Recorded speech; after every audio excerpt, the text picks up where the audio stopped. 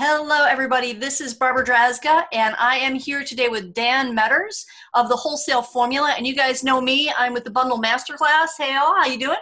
Today, we are going to talk about hidden wholesale profit. So what I hear a lot in Facebook groups is, oh my gosh, I can't find any profit. I've run these lists through Price Checker 2, and there's no money, and there's too many sellers, and those sellers give up and go away, right? How many people have heard that on their webinar, on like in one of the Facebook groups that you go to, right? Or experienced it yourself? You guys have had that common complaint? Go ahead and put that in the chat. Yep. Christine says yep. Definitely one I hear a lot. I mean, it's one where if you're not hearing it, your head's probably buried in the sand because it's pretty common. There you go. And I actually like hearing it. Yep. I like hearing people complaining that they can't find any profit, because to me, those are the people who are going to go away eventually. They're not going to be successful because they only look at the negative. And you guys probably know me well enough by now to know that I am all about finding solutions or creating solutions where most people don't see them, right? You all know that about me, right? The image of us is blocking the main screen for me. Anyone else? Not sure what that's all about. Is everybody else, anybody else having problems with the video? Because I have taken you guys all off video, so you should just be seeing me and Dan right now. Good stuff. Okay, we're going to keep going. Okay, so the common complaint is we can't find any profit. And Dan and I are here to share our individual secrets, and we have different perspectives, by the way, on how to create and find profit. So we might end up arguing a little bit on some points, but that's okay, because you can have your own approach to whatever it is. Somebody's hopped on there. You can have your own approach to, secret approach to how you negotiate with suppliers, or how you find profit in supplier catalogs when other people don't. You don't want to share your secrets. That's totally okay. Dan and I are going to share ours with you today. And let me just come over here and tell you the couple of things we're going to cover. Here we go. We are going to talk today about the future of wholesale sourcing. Now, Dan Meadors of the Wholesale Formula, he is the go-to guy. If I need to know what is going on with Amazon and what he thinks is going to unfold in the next 12 months in Amazon in terms of sourcing wholesale and managing brand owners and negotiating with brand owners, Dan is the go-to guy. So that we have him on a webinar is amazing. He's super busy, and I'm so thrilled that you're here. Thank you, Dan. You're very welcome. I can't miss an opportunity to hang out with Barbara. Well, thank you. So we're also going to talk about how to find profit where other sellers don't. So when you hear people complaining, be careful not to follow them.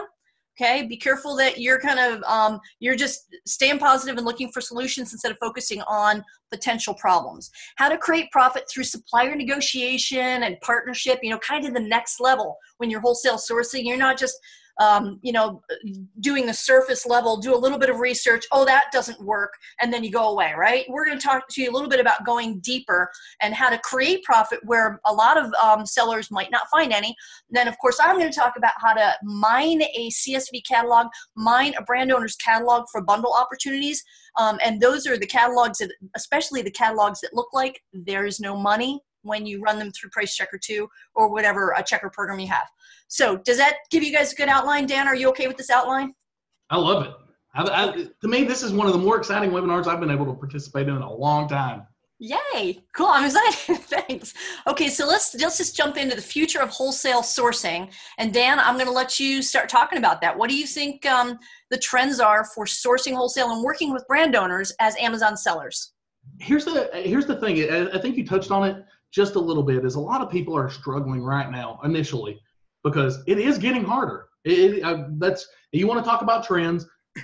Amazon in general is getting harder because sellers are getting better. Like more people that sell on there and they get better over time, that's going to raise the level of competition.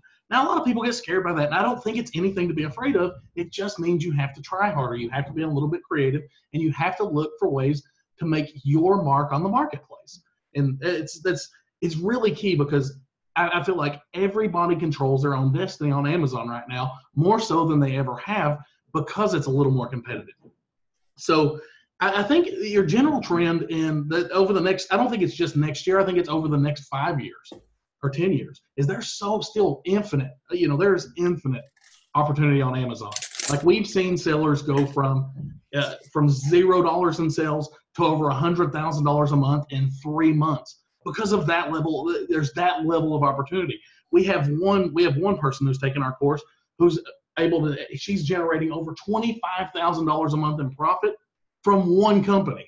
Nice. One company. Now, when you say your course, I just want to clarify to everybody, Dan is one of the creators of the Wholesale Formula, and I'm an alumni. I'm a student of the Wholesale Formula, and Dan and Eric and his team introduced me to wholesale sourcing a year and a half ago, and it changed my Amazon business. So I just wanted to give you that feedback. It's Dan's the dude from the Wholesale Formula, in case you didn't know. But it's that right there. It's, there is a lot of success, and you don't even have to have a lot of companies. But I think this is the key point: is if you want to continue to evolve your business, it's going to be about developing better relationships with your brands. And it's, realistically, business has always been about relationships, but it's never been more important right now than it is on Amazon. Like, you need to establish relationships with the brands, and you need to learn how to deliver actual value. You need to learn how to help them accomplish their goals in the marketplace. And if you're doing that, I promise you, you will succeed on Amazon. But it's going to start with your ability to find those opportunities to help people and actually put yourself out there and do it. A lot of people, there's the next level of concern. It's like, God, I don't really know if I can help people. You absolutely can. Like, there's one trait in Amazon that is more valuable than any other one, and I'm going to tell it right here. It's your ability to be creative. You don't have to be the person that does everything. It's not even important. You don't have to be the person that knows how to make a better listing. You don't have to take great pictures. Like, I can't do any of that stuff, and I do just fine on Amazon. It's because I know how to find the people that can do it. So what we've done is we've tried to network with specialists for various things that we can just outsource aspects of helping a company deliver value to a company on Amazon. I don't know if that makes sense. Yeah, I do the same thing. I'm not all that great about taking image photos, but boy, I've got a couple of people who are just stellar at it. One of whom, believe it or not, is one of my wholesale suppliers. Yeah, and I will send them products from other suppliers, and they'll do photos for me. So yes, I agree. But I mean, I believe that is going to be your biggest trend. It's going to continue to get harder and harder, and people are going to get more discerning about who they want to work with on Amazon, because ultimately companies need those results. Companies want to work with people who actually deliver results. So if you want to grow your business massively over the next couple of years, it's going to be learning about, number one, how to find companies who have deficiencies, and then number two, how to deliver value to help those deficiencies, and how to make those companies actually succeed in the marketplace. But here's the thing: Amazon has so much traffic that it makes it really easy to do those things. Like, here's the thing: if you make a listing better, like, let's say that's one of your inherent abilities, and you're really good at copywriting. Like, I know Barbara is an incredible copywriter. Thank you. So, like, this would be something, Barbara. Let's say that she can look at a listing and fundamentally say, okay, this will make this copy will make this product sell better. That's one thing about Amazon, is if you make a positive change, it will always sell better because there's so much existing traffic there. So the game's kind of rigged in your favor as long as you're willing to put the work in or find somebody who knows how to do that work.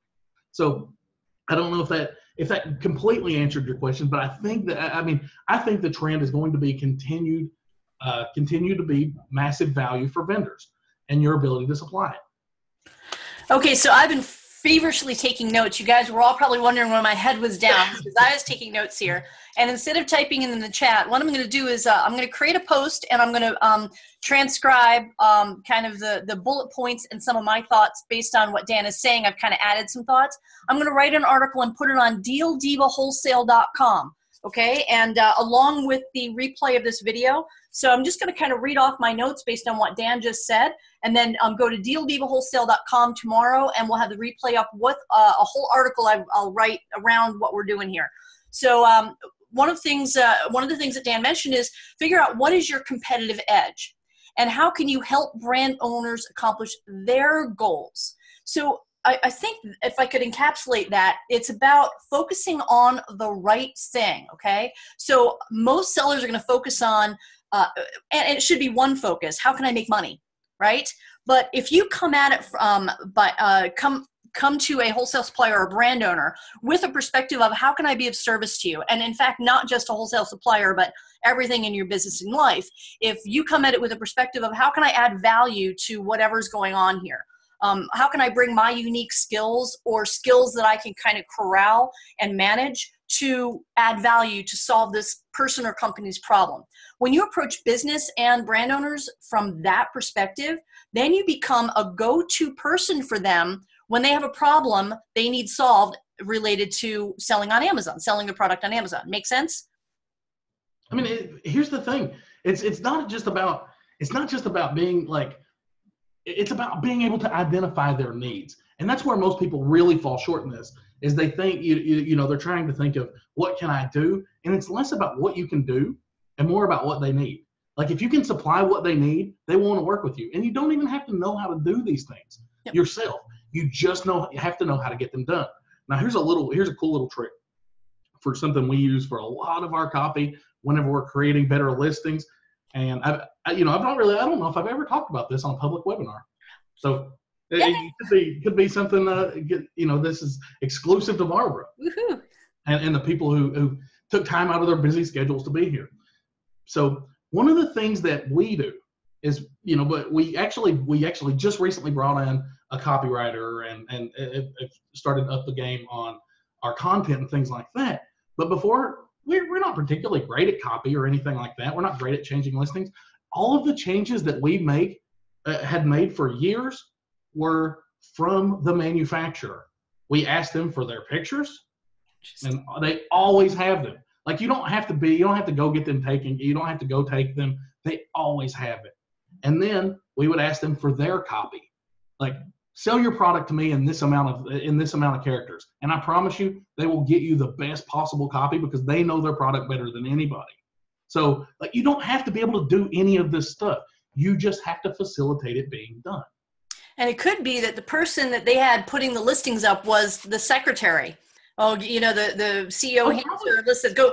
But when you ask for the copy, that's an amazing idea. Thank you. When you ask for the copy, you say, hey, could you have your top salesperson write me 3 paragraphs, 5 bullet points, whatever, on why I should buy this product? Now, the salesperson's going to approach that copywriting completely differently from maybe the tech guy who was initially told, go put up this listing, right? Who didn't know anything about copywriting. I mean, it could have just been put up by a third-party Amazon seller who had bought some at a Walmart. Could have been. And that's a lot of listings. That's one of the great thing about the Amazon system is, and how Amazon has been able to introduce so many products to its marketplace is because it lets people make listings. So like, whenever I have 3 of an item, I don't particularly need a great listing to sell 3 units, right? Yep. So I'm willing, I'm not going to invest a ton of time. But these manufacturers don't need that level of listing. They need to be on the forefront of Amazon search, because Amazon search is the premier place to be in the online market space. Like I think it's more than 35% of online searches for physical products are starting on Amazon nowadays. Wow. So imagine that. Imagine like 35% of all consumers, when they go look for a product, are starting on Amazon. When you think about it in that capacity and you're able to communicate that to brands, it becomes incredibly important that they have immaculate listings, great pictures, and really showcase their products to those prospective customers. Well, I can actually use a real life example. I'm looking for a professional a video camera right now, and I started on Amazon this morning. And, I actually had trouble. It was a lot of private label, and I was looking for a branded one. So the first, second pages were private label and bundled and brands I didn't recognize. And so I started on Amazon. So how many of you guys start your product searches when you want something and you kind of know what you want or you have an idea what you want? How many of you guys start on Amazon? Go ahead and put it in the chat. If you start on Amazon, say yes, always. There you go. Right? So you're of that 35%. And it's growing. That percentage is growing every day. Absolutely.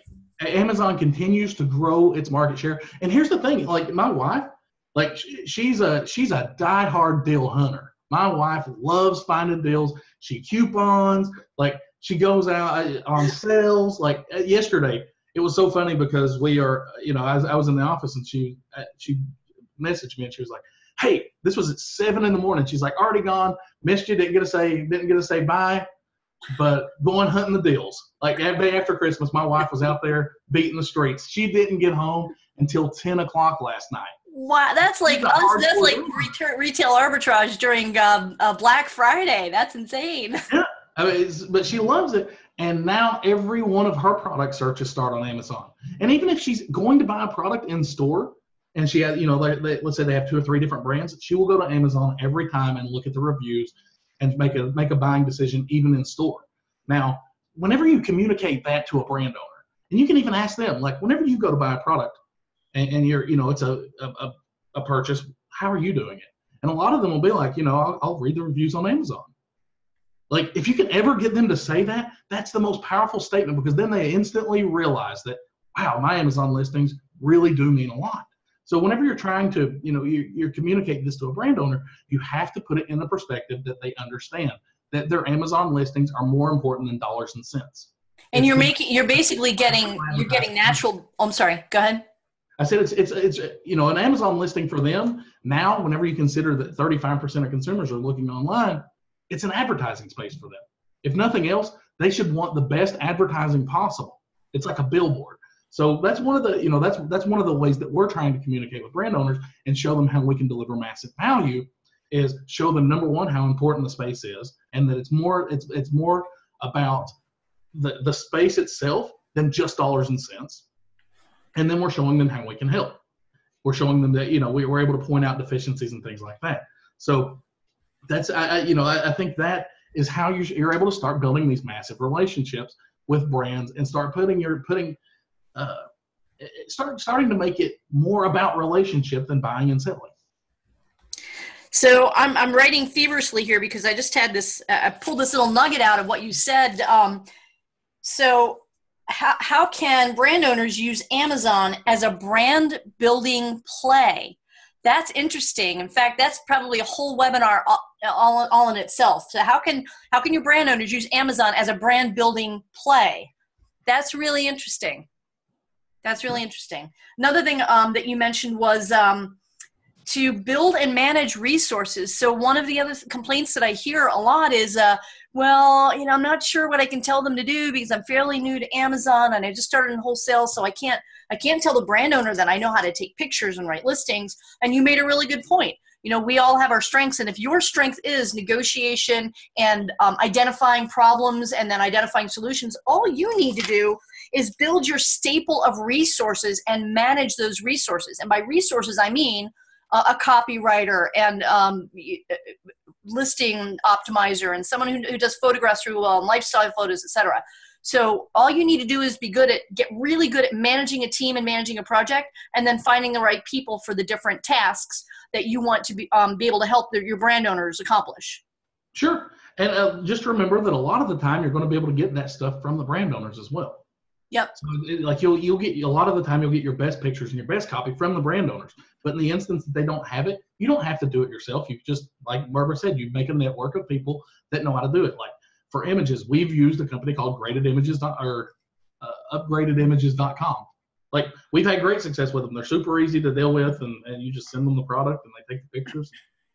Awesome. And that was a suggestion from one of our students who was using it. And we've used it ever since, every time we've needed it. Okay, so the next thing that we had on let me just go back to share a screen here so you guys can, I am sharing the screen, here we go, is how to create profit through supplier negotiation and partnership. When you did touch a lot on that, partnership for me, one of the things that I've been pretty successful in is having my brand owner send my product directly into Amazon for me, which saves on shipping costs, allows me to buy more so I negotiate better prices. And this week, I got a shipment in from one of my suppliers, and 2 of the cases on the pallet were the wrong product. So I called the guy, and I've been sourcing from this company for about 4 years now. I own a bedding company, so I have a longer-term relationship with these guys, not just on Amazon, but on my own website and locally. So I called him up, and I said, hey, look, we got the wrong product. And I said, if I wanted to keep these product, I'm not sure, I don't sell this color really well.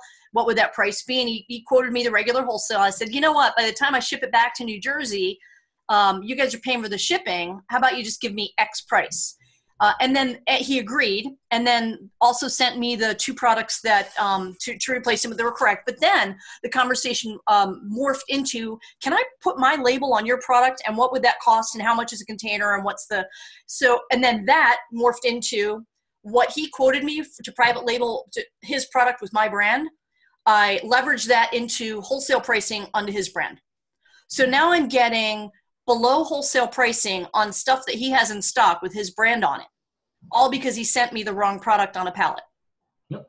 And that was just a conversation. It wasn't like a combative conversation. It was like, hey, Steve, I got these, and what do you want me to do with them? I'm not really sure. I don't sell this color really well. They're like bright pink, and I live in Arizona. We like dark colors. What can we do here to work together?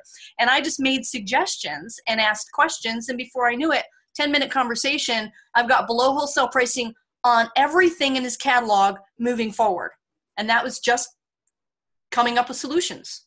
I mean, that's. I think a lot of people get intimidated by the process because they anticipate that it's going to be combative.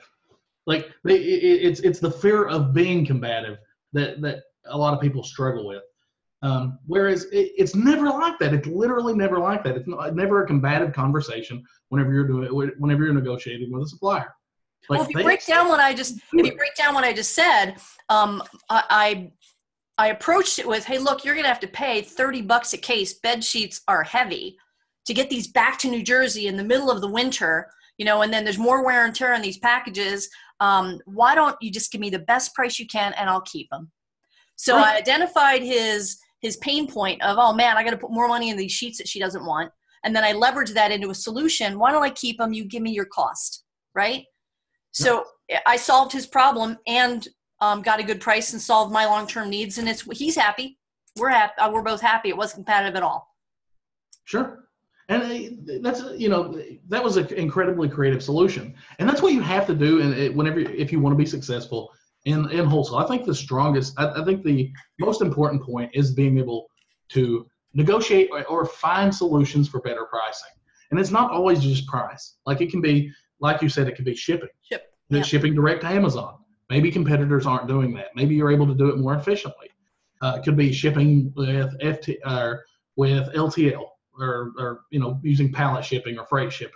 Like a lot of people don't do that because they're either unfamiliar with the process or they're intimidated by the process, because it's when you start thinking about this stuff, it's like not incredibly intuitive, and it can be awkward at first.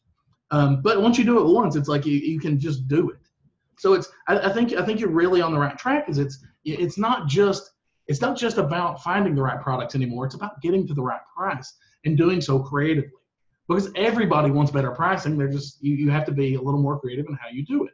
Well, and I've also solidified the relationship with this company, with this gentleman further. And now I can call up and say, hey, look, do you have anything sitting in your warehouse that's not moving that I can do something with, that, maybe I can bundle with something, or how can I solve your solution to move that stuff out because you've got containers coming in and you give me a bare bone price and I'll just take that off your hands, right? So it's about long-term relationship building, not how can I manipulate this guy on the phone to get what I want.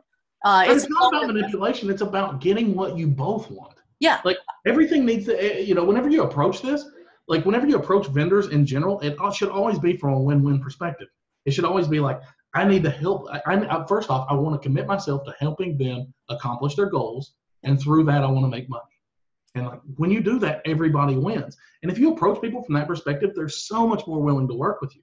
Like they want to work with you because they understand that, wow, Barbara really just wants to make this work. She really wants to help us out. And it's a lot easier for them to give you breaks. It's a lot easier for them to find those creative solutions like you came up with, because they want to actually help you, because they realize that you're not just another person buying and selling their stuff. Well, in the wholesale formula, one of the lessons in there, you talked about how you'll work with a brand owner you'll take products from them that maybe don't have a lot of profit in order to leverage a bigger buy and help them move that product that's moved slowly for them, so that you can get a better deal on the higher profit items. Yeah, absolutely. That's basically what I did with these bright pink bed sheets. I can sell them, but at a lower price. So I won't make as much profit. I'll still profit on them, but it solved his problem. Right. So win-win. And ultimately, it created a huge profit center for you later. And that could just be, I just recognized, I just made this assumption out loud. So somebody catch me on this. What did I say? I can't sell bright pink bed sheets. Brights don't sell. Well, that's kind of in my head, isn't it? So let's challenge me. Let's put my feet to the fire. Let me find a creative way to do a campaign to sell bright pink bed sheets to people who like unicorns, for example, and find some keywords. So now I'm going to have fun with this. I might do like a unicorn bed bundle with, right, a stuffed unicorn and pink bed sheets. Okay, so I just called myself on that limiting belief I had right here live on the webinar. And that's the whole, that's what we're really talking about is in general limiting beliefs. Like when you talk to people about why they're not, why they're unable to succeed or why they're not getting started or why they're not taking action, it's always, they'll always lead with, well, I can't because. And it's whatever they say after that, literally, it couldn't be further from the truth. I just modeled that. I don't want to find the solution for it. It's what they're really saying. Like, as long as you really, if you want to find a solution, like I have no doubt that you're going to be able to sell those bed sheets. My brain's already going. Where can I source unicorn slippers? Right. My brain's already working on it. Maybe you can pair it with something from Trolls, Poppy. I know my daughter loves Poppy and pink. Okay, never heard of it, but okay. You've never heard of Princess Poppy? I don't have kids. Oh, well, I have 2 kids, so I get to watch Trolls all the time, and I can tell you, search for Princess Poppy. Princess Poppy, okay. You can pair it with, I'm sure you can pair it with anything like that, and it will, my daughter would definitely be interested in your pink. Princess, anything princess. Yep. Right? Okay, this is going to be fun. I'm going to see you guys who are in the Bundle Masterclass. You're going to start seeing in the Bundle Masterclass private group all sorts of pictures about pink stuff that I'm trying to bundle with these bed sheets. Okay, so anyway, back to the original, that's kind of a segue into one of the things we wanted to talk about in this webinar, and that was, let's share the screen here to make sure that we're here. We want to talk about how to catalog mining for bundle opportunities. So one of the biggest things I hear in the groups is this supplier's got no profit because there are different levels of wholesale pricing, right? So maybe because they don't know you very well, you're getting level A because you haven't negotiated. If it's a new account, you're almost always getting level A. Right. You're getting the worst possible price you can possibly get. Well, there are ways to negotiate that too, and psychological tactics that you can use during a conversation to say, when I buy X amount, what's the best price you can offer, etc. Or they assume you don't know that they have different levels of pricing. So you can say, so I understand that's the entry-level wholesale price, and what quantity would I have to buy to get your best pricing? So you're not asking about pricing, you're asking about quantity. So the different ways you can word the conversation. And I learned a lot of this in the wholesale formulas, so I'm not trying to steal your thunder, but he's the man. He's the guy I learned from. Okay, so the other thing I look for in wholesale catalogs, and I know you guys use Price Checker too, right? So by what I mean by finding in a CSV file. So one of the ways that we can find profit is getting a CSV file, getting a spreadsheet file from a supplier, and running it through a program like Price Checker 2 or INDBL or Tactical Arbitrage to have their catalog match the UPCs with their products on Amazon, to get the data from Amazon and put it together with their catalog to see if there's any just organic profit in any of their products, right? And if you find organic profit in their products, that's like you've found something. That's like a bar of gold. Like it's pretty rare to just find it out of the box, Right. So most of the file, I've got suppliers that have thousands of SKUs, thousands, and I don't know the percentage, but I'm thinking like 97%. Or I kind of like. I throw away. It's hard for me to make any profit out of them, but that cream of the crop, that maybe 1 or 2 of them will have profit that I can source right away, but there's still, a couple of dozen that kind of iffy, but I don't just look at the net profit. I look at some other factors. So I wanted to share with you today what I do, and you can improve on it and do even better for yourself. Is that okay, Dan? Can I show you? Yes. Now, Dan's strict wholesale. Okay. So, the bundling thing, I know you don't do that, and you don't do private label, although you did, I believe you did kind of go into the private label field a little bit, right? We used to have a couple private label items that did really, really well, but we just stopped carrying them and started really focusing down on wholesale. But I do have a really cool bundling story. We do have a bundle now. Really? Yes. Are you willing to share the story with us? Yes, absolutely. Share away. So we, one of the brands that we were working with, it's a really big brand too. And it's like, typically not the type of brand we work with. Like we usually focus more niche based, and it's still a niche product, but it's the biggest brand in the niche. We've been really working with them and developed a really good relationship with them over the past year and a half. And we started talking to them about exclusivity for their products. And they were like, well, we're like Amazon's they do a significant amount of sales, and they weren't ready to just pull the trigger down to drop down to one seller. So what they did is they cut it down to 5 sellers, which is a big. I mean, this account we probably sell $35,000 or $40,000 a month. Nice. And then they made us our exclusive bundle. Like they put it together because it's a product with a bunch of different flavors, and they said that they expected that to be a very competitive bundle. So we went through the launch process and have been really focused on making this product sell as well as possible. We've used a lot of the tips that we've covered here. Like we actually got them to do all the pictures. We got all their copy. And then we've just went through a launch process and been focused on, PPC and things like that. And this thing has taken off. Now, with the success of that, they came back to us and they're like, hey, man, would you guys want to do this with more of our products? Just like we could just make you exclusive on a lot of products, and you could do this whole thing again. It's like, yeah, man, we're happy to do it. So, this one little bundle has opened the door for the biggest exclusive we've ever had an opportunity at. Welcome to my world. I'm so excited for you. So a lot of that was from talking to you, because you're one of the only people that constantly talk about bundles.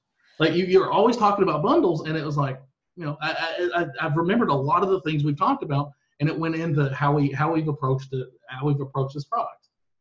Well, I usually start, a lot of you folks in here are in the Bundle Masterclass, so I hammer big time on customer-centric approach to research. Well, Dan has the same perspective on customer-centric approach with brand owners, right? So it's what does your customer need? What are they looking for? What are their pain points? What are their desires and passions? And give it to them. And that applies to any way you're approaching business. Okay, so that's a great segue into, let me show you guys what I do. I'm going to pull back the curtains. I've not done a webinar on this. I haven't showed anybody how I do this yet, so you guys get the first. So I just pulled out an old CSV file and dumped it into a spreadsheet for you. Can you guys see the spreadsheet? Yep. Okay, so I'm just going to show you the data that I look for, all right? So for example, I've highlighted the fields that I look for. I look for the lowest FBA price. So I kind of shy away from the $9 items, and anything under like 15 bucks, 20 bucks, I kind of shy away from, unless it's something that I can put together to make like a $25 bundle. So I like my bundles to be minimum $24.99 and up. Okay. So, and then I look at the number of sellers. So there's 93 sellers, and then I also look at rank, like it's got 13,000 sales rank in home and kitchen. And then the net profit is irrelevant because I'm going to create bundles. So what I look at is a sales rank that's pretty solid. And then I'll go and I'll find that product, even though I can't earn money on it. And this is just a random product that is not from the spreadsheet, but I looked up a product today, a ukulele, for you guys, just to show you kind of, let's say you can't make any money on this. It's selling for $27.77. You like my little plug-in here? I think this is a Rev Seller or something. Yep, whatever it is. Awesome. Yeah, I love this plugin. And let's say, that ukulele is going to cost me $12. Whoops, not $1,200, $12. Whoops, no profit in that one, $12. Let's just say from the manufacturer, okay? It's got a great rank of 3,088. Now, keep in mind, guys, that rank could be skewed a little bit because we're just coming off of Q4. So I look at rank over 6 months or longer, especially if it's a seasonable item. I'm going to look at rank for the season that it's applicable to. But we're talking evergreen bundles. So I can't really make a whole lot of money because by the time I prep this thing, right? It's $352. Can't make a lot of money, but you know where I'm going with this, right? I'm going to scroll down a little bit and I'm going to look at when somebody buys a ukulele, what else do they buy? So they buy guitar picks, they buy a ukulele book. Now, I also talk about when creating bundles, you want to create your own piece of that bundle that locks it down, that makes it yours. So what I would do is have like a tip card or a tip sheet created. I'd outsource the creation of it, and I have a nice laminated some sort of tip card, or maybe like a little songbook, ukulele songbook. But I'll have that outsourced and created, and own the rights to that that competition-proof piece, I call it. People who play guitars and also would want like a capo. I play guitar, so if you don't know what that is, it's this little thing that you put on the neck of the guitar to, well, I don't see it here, but I might want to put a capo with this. Oh, there's a carry bag, right? So right out of the gate, I'm looking at all the different things I can put with this ukulele to make it mine. And here are some bundles. Check this out. Here's some ukulele bundles here. Look at this one for $46.99. That looks yummy, right? So I would continue the research on this, of course. But then if I can get that ukulele directly from the supplier, look at this. There's a capo, there's a strap, right? There's a book, there's a so this is a private label product, right? A digital tuner all-in-one kit, price point $46.99. Now, if I can find a manufacturer of ukuleles and then get all of these other pieces from other manufacturers or China, and then the next level would be talk to the supplier, talk to the brand owner of that ukulele and say, look, I would love to create a bundle using your ukulele as a base, and I want to put these other 3 things with it. Can I ship these 3 things to you ready to go in a box, and you slide that in the ukulele box for me? Put a label on it that I'm going to send you, and then stick it all in a case and send it to Amazon. Now I've got my manufacturer actually building the bundle for me using my pieces, not just something they sell. That's actually a really good strategy. I want to point it out because I think it could be a really good strategy going forward for finding awesome products to look for. And I don't have a lot of familiarity with bundles. You know, like I said, we have one. But I'll help you with that. No, I mean, it's been incredibly successful, so it's definitely something we're going to continue to add to our repertoire. But it's possible. One of the advantages, and what a lot of people don't realize, is whenever you are looking at products, private label products don't have brand loyalty. Like, that's the one thing they don't have. Like, a lot of the times they're able to be price competitive because they're generic products from China, but they don't have that brand loyalty. So, one strategy you could look for really good performing private label bundles that are unbranded, like that Avery Joe's or whatever. I'm sure that's not a real brand. And try to brand that and be able to use those search terms. Like, here's the thing. If I put a ukulele, but let's say the most popular ukulele, if I have that as a search term, I'm going to get more traffic automatically. So you can, whenever you're making these bundles, you can use those as search terms, and you can aggressively market that product and beat these private label products. So, a potential strategy I would consider would be looking for private label bundles and then seeing if you can beat them with branded products. Yep. And the way to do that, some of you might be asking yourselves, well, okay, I know the main manufacturer for ukuleles in globally, and they're a really great brand, and they're really well known in folk music session, about how do I get them to put my label on it, or let me brand, or let me bundle, right? You're a little confused about how to approach them. You approach them with, hey, look, we would love to sell more of your product, this particular ukulele in pink. And we would love to just source that one product and send you a couple of other products to put with it to give it a higher value to your customer. And you make those pieces of your bundle, not just, I call it bundle stuffing. There are a lot of sellers who just, they're selling a bundle of ukulele and then they throw in some reading glasses because they don't want any other bundler to jump on their listing. And that absolutely does not meet the criteria when creating bundles of adding value to that product. So every single product that goes in that bundle must add value to the customer. For instance, when I'm looking for these video cameras today, I'm finding all these, and what else was I looking for? Microphone sets, and there are all these bundles with the microphone and a pop filter and a USB cord and a power supply. And I have to say, my eyes were going towards the bundles that gave me the most value with all of the things I could possibly need in buying a microphone that's going to meet my needs, right? So I wasn't just looking at the individual items. I wanted a bundle that's going to solve all of my needs. So it compelled me to pay even a little bit more because I just have one buy and I can stop searching because I've got everything I need in that bundle. And that's the feeling you want. You guys have heard me, if you're in the bundle masterclass, you've heard me say, we want the potential customer to have the effect when they see our bundle, shut up and take my money. Hit buy now. That's what we want to, the feeling we want to convey.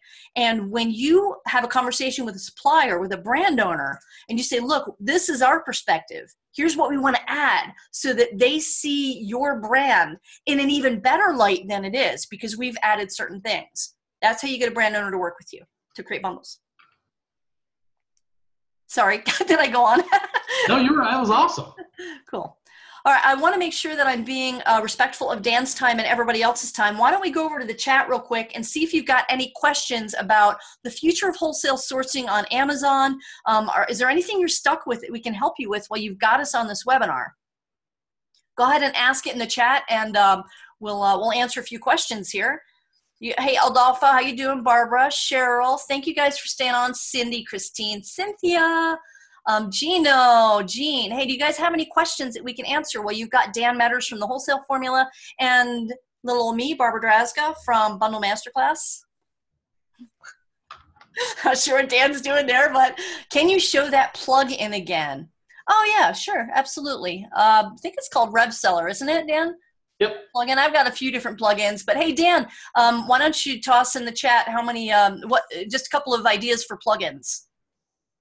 We use. This is RevSeller, RevSeller. It's a paid plugin. Once a year, I give them some money, but I absolutely love it. Oh, you have to have the Keepa plugin too. Definitely need the Keepa plugin, right? And that's this guy here. Okay. What else, Dan? Some of your favorite plugins. We use DS Amazon Quick View. DS Amazon Quick View. Okay. That one is that one's a free one. We use Jungle Scout, we use Keepa, RevSeller, Quick View, and I'm actually not on mine. So I'm trying to see what Dylan's got on here. Oh, that's pretty funny. Well, and you guys can go, I'm going to write an article around this. I'm going to have it transcribed and then add some more thoughts of my own around this webinar and put the replay up on dealdivawholesale.com. That's DEAL. DivaWholesale.com, DealDivaWholesale.com, and I'll put it up there as a blog post so you can rewatch the video and read the article because I'm going to add a bunch of content too to the article. So can you guys all see that on the screen? DealDivaWholesale.com. I'll put it in the chat so you can copy and paste it. And let me come over to the chat here and see what we got. Chat. Here we go. Let's bring up the chat. And Dan, where can they go to find out more about you? They can go to thewholesaleformula.com. We have an awesome blog. Definitely check out our blog. Like, we actually put a lot of work into it to try to, and it's just awesome free content. Yep, I agree. And I think the last I heard now, we had actually convinced Barbara to do a guest blog post. Is that right? I did. I sent it to Dylan yesterday. You are now in possession of it. And I'll be talking, I'll be kind of fleshing out even more about how to data mine profit from CSV files, from customer or from supplier catalogs. There's the wholesaleformula.com. So you got both of there you go. You got both of our websites in here. And you just did a recent article. It was like last week, right before Christmas, so my brain was still a little bit fried, but it was really informative. I just can't remember the name of it. Do you remember what you wrote about last week? Was it the... I know, right? Fourth quarter, guys.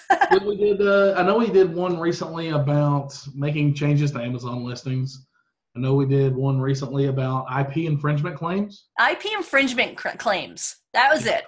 Yeah, that was it. That one was pretty popular because a lot of those are going around, and a lot of it's, uncalled for. It's just people being people being jerks and not actually, breaking the law. Yeah. I went over some of the strategies to help you resolve those quickly and try to get back up on the listing. Well, and I love the alumni, the TWF alumni Facebook group you've got, because there's pretty, if somebody has a problem, we just post it up in there, and everybody sort of, piles on with solutions and suggestions, and in a good way. It's an incredible community. I mean, it's insane because so many people are there. They're there, and they're clearly willing to just help anybody. Like, they just want to see everybody succeed. So it's, it's funny because you'll see a post go up, and then within 15, 20 minutes, sometimes it'll have 10, 15, 20 responses. Sometimes faster. Well, is there a Facebook group they can go join if they're not yet the Wholesale Formula student? I know you've got like an FBA wholesale community. Is that it? We have the FBA wholesale community. Yeah, join that, because I also answer questions in that as well. I'm just putting it here. On Facebook, it's called the FBA Wholesale Community. Go join his group, and there's a lot of folks in there that will answer questions about wholesale. I'm also one of the members of there, and I will help you. Barbara asks, you mentioned 3 of the data mining programs. So Price Checker 2, James Rugg is the creator of that, and Tactical Arbitrage, that's Alex Moss, and INDBL is Scott Margolius. Right? Those are the 3. All of them are great. All of them are fantastic softwares. Like, we tested them all. I know us personally, we use Price Checker 2 because they're able to tell which sellers Amazon are, like which listings Amazon are on, and that we really care about that information. But all of them are fantastic. Like, we used to use INDBL, and it was great. It's a great piece of software. And then Alex has done a fantastic job with Tactical Arbitrage. So realistically, my suggestion would be pick the one that you like the most. That's it. Yep, that's it. And I know Tactical Arbitrage, he's got I don't know if it's open anymore, I'm not sure, but he does have a trial period. And Tactical Arbitrage does a lot more stuff than just wholesale lists. So if you're still into RA and OA, Tactical Arbitrage might be a good idea for you. And then INDBL, I use that when I just need a one-shot, like, it's pay as you go. So if you're just getting started and you're not quite sure and you're just testing the waters in wholesale, INDBL.com. I'm not sure what it stands for. I don't either. I keep trying to get them to change the name of that, but INDBL.com, and you can go there, and it's you buy credits, and then you can use the credit on just one spreadsheet. And then Price Checker 2 is downloadable software, and that's pretty robust too. So you can download that and try that out. I'm sure don't quote me. He's got a really good free trial too. Yeah, he's got a free trial. So there's all sorts of, they're just tools, right? These are just tools. But you've got to start with your mindset and with the perspective of, how can I bring value to brand owners, and how can I bring value to customers when you're doing bundling? And once you have that mindset locked down, then everything else is just, you'll learn how to do it. Make sense? I think it's great. Okay, awesome. Do you guys have any more questions for us? Nothing. Crickets. Okay, great. So if you have questions, you can go to, my group on, it's facebook.com/group/dealdiva, and, FBA Wholesale Community, Dan's group. And you can hit me up on Facebook, Barbara Drazga. You can hit Dan up. Should I say that? Because I know you're pretty crazy busy. Dan Meadors, Meadors. I used to say Meadows, and he smacked me once or twice. It's like Meadors. Okay, so I got it right now. So I'll just put our names in the chat, and you guys can go ahead and hit us up on Facebook, Dan Meadors, and ask anything about wholesale and bundling. And if we can be of any service to you, we're more than happy to help you out. So thank you, everybody, for being on this call. Lots of good ideas, Christine Howett says. Awesome. Thank you. We do try. Dan, do you have any parting words? Here's one of the things that we're actually doing in our private community right now is we're focused on doing it's like a get motivated workshop, because I realize that, it's a little cheesy with the new year and stuff like that, but there's a lot of things around the new year that really make sense for human beings to take advantage of. And it's number one is the point of reflection. Like, try to look back at this year and figure out what went right for us, what went wrong for us, and try to build your plan around what you're going to do in the new year, and then just start taking action. So I think that, while it is a bit cheesy, build a plan for the new year and focus on how can I improve my business and be more competitive in 2018. I love that final words. I'm going to piggyback on that with my own final words. One of the things I'll be implementing is a 90-day sprints.